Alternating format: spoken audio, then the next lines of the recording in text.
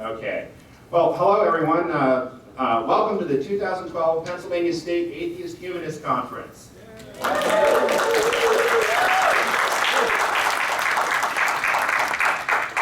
I want to thank everybody for coming. We've got a great weekend planned for you, and I hope you all enjoy it. Before we get started, I want to introduce the people who organized this conference. We'll start with myself. My name is Brian Fields. I'm the president of Pennsylvania Nonbelievers, and I'm one of the organizers. I do share those duties here. We've got Scott Rhodes over here. He's the president of the Lancaster Free Thought Society, and we also have in front here Carl Silverman. He's also the treasurer and the capital area director of Pennsylvania Nonbelievers, and he gets involved in a lot of our legislative stuff as well. And one other introduction I think we need to make here, Gail Crow.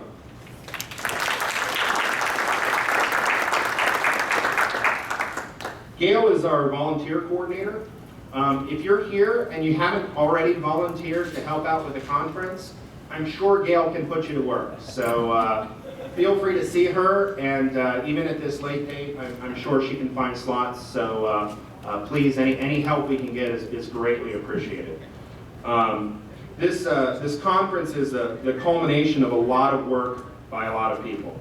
I want to thank each and every person who helped us plan and market this event, and they gave of their time and effort to make this event happen, and of course donated money to support the event. We couldn't have done it without each and every one of you here in the audience as well that bought tickets and came, and so we really appreciate that.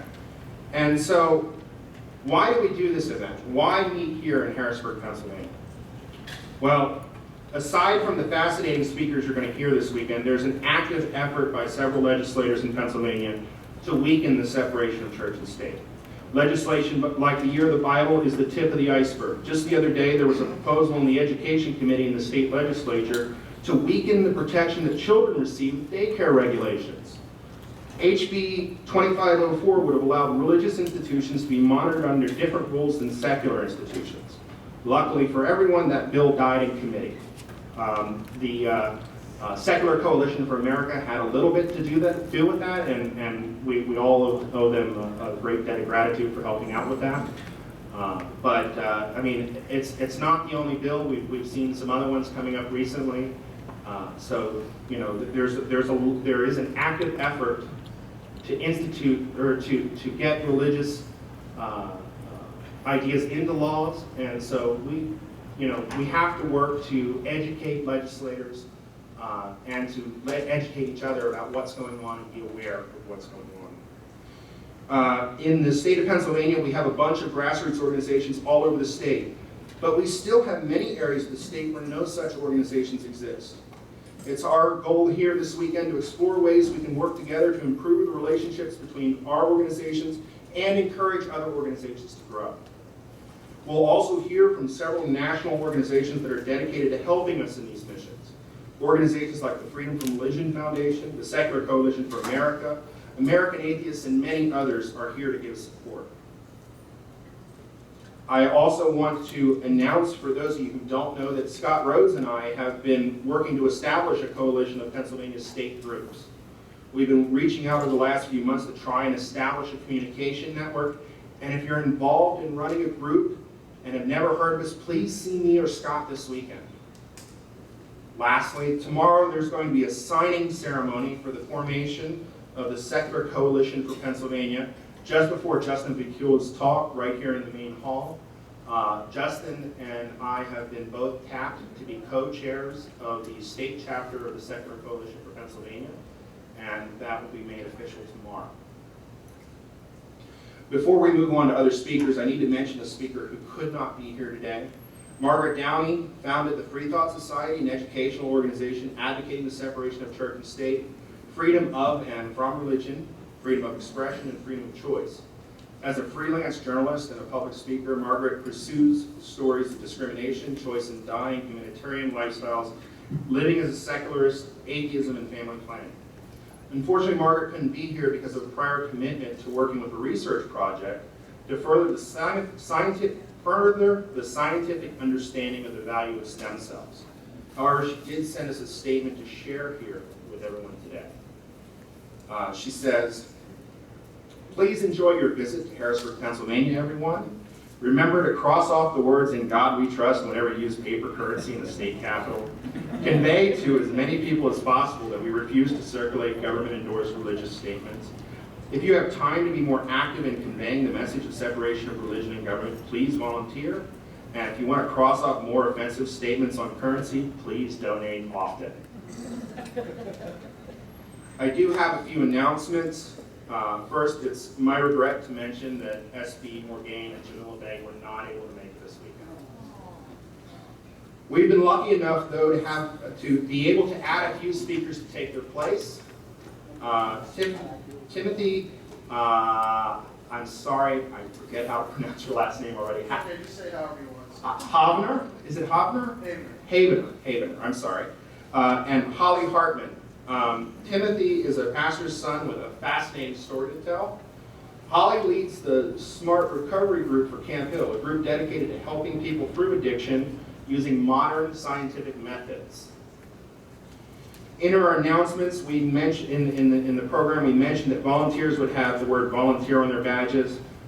We weren't able to work that out, but you can identify volunteers by the large red V across the badge.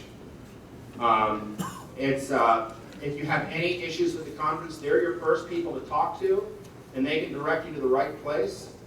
Also, in our program is a description of our conduct policy. I know there's some controversy about how that stuff works with us, but regardless, we have, if there's any issues whatsoever, if there's anything that makes you uncomfortable, anything you think is any kind of issue, or if you are interested in having an escort to your car or anywhere after dark or anything like that, see one of our people with the green badge on their shirt, and they'll be able to best help you. There are a few of them floating around the conference all the time, so just please keep an eye out for them, and they'll help you with anything you need. For those that are here tomorrow, we have sign-up sheets at the registration desk for our 2 outings. There's a limited number of slots for the Pennsylvania Capital trip, so if you're going, please check in as soon as you can.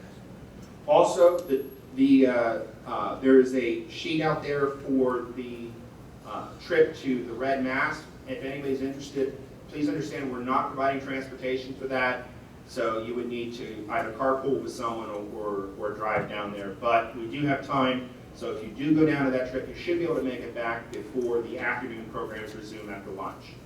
So if you're interested in doing that, the best person to, if you have any questions about that trip, to talk to is Carl Silverman.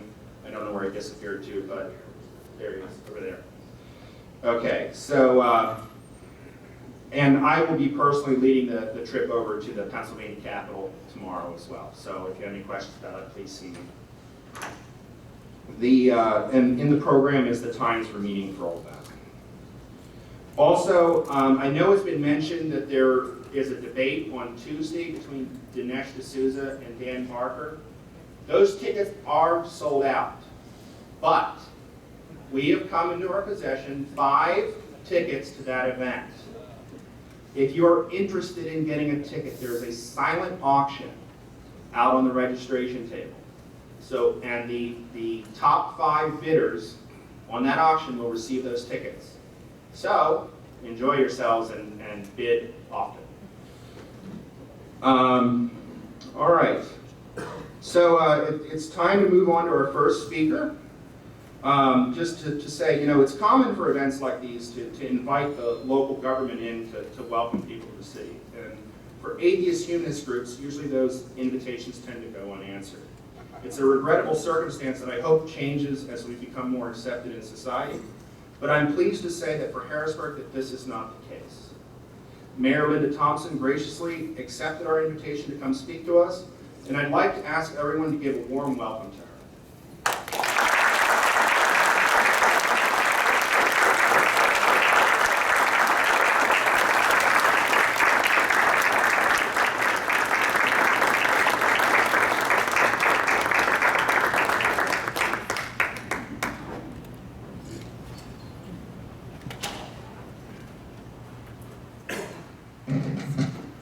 Good morning, everyone.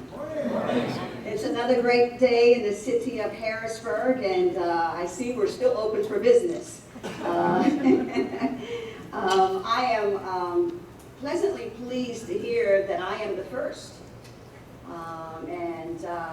I have, since I've been the mayor, have been, well, actually my staff have been running a log of the number of firsts. So I guess it's indicative of where I am today. I'm the first female mayor ever to run this city, and I am also the first African American.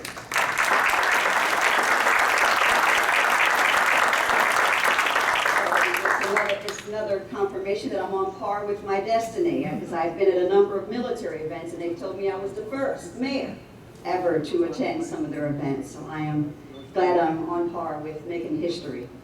Again, good morning to everyone, and welcome to this great city of Harrisburg, the Commonwealth capital.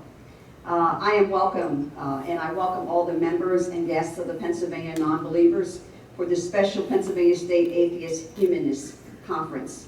Thank you for choosing our beautiful city to hold this conference. And I am sure you will have a wide-ranging discourse while you are here for the weekend. I just ask you not let it spill out into the streets. And when you do get out into the streets, spread lots of love and respect, because at the end of the day, no matter what you believe and what I believe, what you don't believe and what I don't believe, we still should show love and respect for one another, because we, most importantly, we are human beings, created.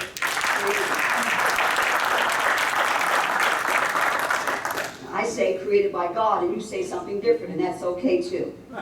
Harrisburg is a diverse city, and open to all cultures and individuals, and regardless of their life choices or beliefs.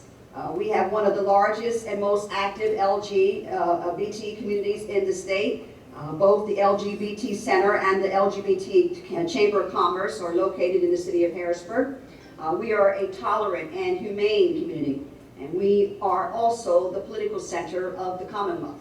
Our population is a broad mix of political points of view. So we welcome diversity and debate on any issue. We welcome people of all beliefs, as well as people who choose not to believe in any of the great religions of the world. We are a city that accommodates many viewpoints and have done so throughout our history. Politically, when you look at all of the registered voters in the country, right now 48% lean Democratic and 43% are leaning Republican. According to a recent Pew research of the Democratic majority, 48% of the registered voters, almost 25%, are religiously unaffiliated.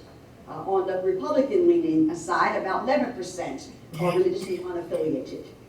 So that goes to show you that there's a choice of all opportunities in this city and in this world to believe in what you want to believe in. Now, I'm a Democrat. So I'll bet most of you in this room this morning may share some of my political opinions on the major issues facing all of us. That's a little joke, because I don't know what you believe. So don't get too serious here. We believe in many of the same issues. We share solidarity in coming, and hopefully in the coming election. Yeah, that's an undertone there. Again, I just say no matter what you claim and what I claim, you know, I believe strongly in what I believe in, and that there is a God, and you believe in whatever you believe in, and I respect you for that. And we should respect each other for that without demonizing one another. And so be that as it may, when it comes to the economy, all money is green. And hopefully we agree and believe on that. As they say, and we certainly welcome all of you to enjoy your time in this historic city over this beautiful fall weekend. And since we all do believe in greens, I want you to get out and spend some money. Put some money in the meter, go eat at a restaurant, go buy a book somewhere at a bookstore. There's plenty to do and plenty to enjoy. Harrisburg offers one of the most impressive state capitol buildings in the world, and we are known for our hospitality and nightlife along the riverfront and on the restaurant row on 2nd Street. So I invite you to visit City Island, which is a short walk from here over an historic iron footbridge on Walnut Street. There are great museums around the city of Harrisburg, from the National Civil War Museum on the highest overlook of the city at Reservoir Park, and at the Pennsylvania State Museum in the downtown. And there are interesting and historic things to do and see in the city while you're here this weekend. So if you get a chance to get up and get out, go up to the Civil War Museum on top of Reservoir Park, and you will see one magnificent view of our city. And so it's well worth it. And hopefully, by the time you look at that view, will also believe in that the fact that it is a beautiful view. So thank you all for coming. So again, there is a panoramic view of the city from the north, where the Blue Ridge Mountains are broken by the Susquehanna River, clear to the south where you can see the 3 Mile Island. It's a great view of the entire city, so please go and see it and enjoy it and take in a very fresh breath of air of the beauty around us. So we welcome you to our great capital city, and I trust that you will have an enjoyable stay and a wonderful day in our city and have some fun while you're in town, and again, spend some money. Remember, no matter what your point of view and what my point of view is, you have a friend in the mayor's office. And again, like I said, no matter what you don't believe in and what I believe in, we all are called to respect one another and to love one another. And I'll close by saying this. I'm a minister, by the way. I'm a licensed minister now and practicing to be an ordained minister. And but first and foremost, here, when I am presiding over the city, I am the mayor. And I believe in treating every human being fairly. Every human being fairly. And I don't impose my religious beliefs on anyone. And a couple of years ago, there was a big hoopla about the mayor making people pray. And that was absolutely erroneous and a false story. You know, I believe in prayer. I pray all the time. And I ask individuals, if you choose to pray, you can choose to pray, but you don't have to pray. But for me, in my personal life, I pray. And for me, in my personal life, I believe. But as the mayor, I have to be fair to everyone, and I do. And I believe that individually, no matter what we believe in, we should treat each other as human beings and be fair to one another and not demonize each other about our different views. And so I was studying my Bible this weekend, and I came across the section where I'm studying, and it asked this one question. And I thought it would be good for us to have this discussion this morning, not really a discussion, but for me to tell you what I was experiencing when I was reading this part of my Bible. And it says, to which would an unbeliever be more attracted? A friendly atheist or a cranky church member? Would there be anything in the church member's religion to attract an unbeliever? And so we are called into our belief to be always in the spirit of love and engaging people. Not to be anti this and anti that.